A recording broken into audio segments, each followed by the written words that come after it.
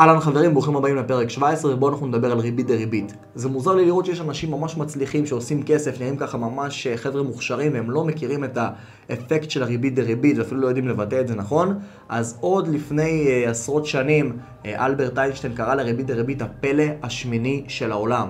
מה זה בעצם אומר? ריבית דריבית זה איזשהו אפקט כזה שהכסף שלנו מקבל ברגע שהרווח שלנו מתחיל לעשות רווח. ואז יש תופעה כזאת שהיא כמו כדור שלג שמתגלגל במורד ההר, ולאט לאט נצבר יותר ויותר שלג עד שהכדור נהפך להיות מכדור קטנצ'יק לכדור ענק, כמובן תלוי בגודל ההר.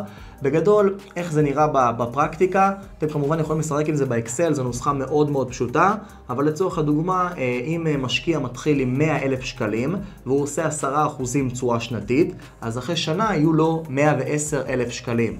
עכשיו, מי שלא מכיר את האפקט של הריבית דריבית, את החישוב המתמטי הזה, הוא עלול לחשוב שבעוד שנתיים יהיה לו עוד 10,000 שקלים, במידה והוא שוב מצליח לייצר תשואה של 10%. אבל מה שקורה במצב הנוכחי, הוא שבעצם ה10% בשנה השנייה הם כבר לא על 100,000 שקל שהוא הגיע איתם בהתחלה, אלא על 110,000. כלומר, הוא יעשה קצת יותר מ10,000, יותר לכיוון 121,000 בכולל אחרי שנתיים, במידה ושוב הוא עשה 10% בכל שנה. וככה לאט לאט הוא יעשה את השנה השלישית שלו כבר על 121,000 שקלים. ולאט לאט זה יצפור איזשהו אפקט ויתגלגל עם הזמן. אפקט ריבית דריבית, כדי שהוא באמת יצליח להשפיע על החיים שלכם ולעזור לכם להתעשר, הוא צריך זמן. יש גם משפט של וורן באפט שאומר שיש עכשיו מישהו שיושב מתחת לצל בעץ, אבל זה בגלל שמישהו שתל פה את העץ הזה לפני הרבה מאוד זמן.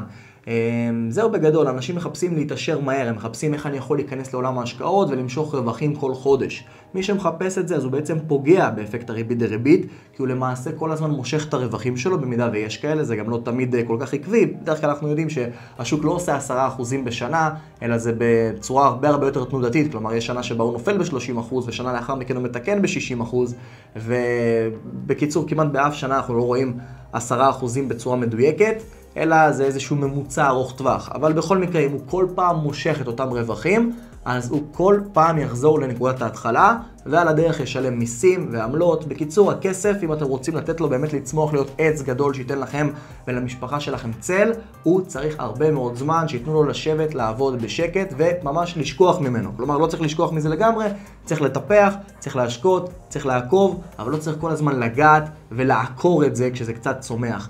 זאת ריבית דריבית, Compound Interest. בנוסף יש לכם כלי חינמי שפיתחתי באתר האינטרנט שלי, הוא נקרא מחשבון התשואה. אתם יכולים להזין את סכום הכסף ההתחלתי שיש לכם, להזין את ההפקדה החודשית שאתם מתכננים לעשות, את התשואה השנתית שאתם מתכננים לעשות. שוב, אפשר לשחק שם כל מספר שאתם רוצים, זה לאו דווקא אתם מתכננים, אבל לצורך הדוגמה השוק עושה 8%, אז זה משהו שסולידי לשים שם בתוך המחשבון, ולהזין למשך כמה שנים אתם מתכננים להשקיע, ואז אתם תגיעו לתוצאה הסופית. שימו לב שככל שאתם תיתנו יותר זמן כסף לעבוד, אתם תגיעו למסקנה שהפרס שמחכה לכם בסוף התקופה מורכב מרווחים ומההפקדות שלכם, אבל הרוב זה מהרווחים שצברתם, זאת אומרת מכסף שאתם ייצרתם משום דבר, מהכסף שלכם. אז חברים, ריבית דריבית, מקווה שזה חידש לכם, שתפו את זה עם עוד חברים, ובואו נמשיך לפרק הבא.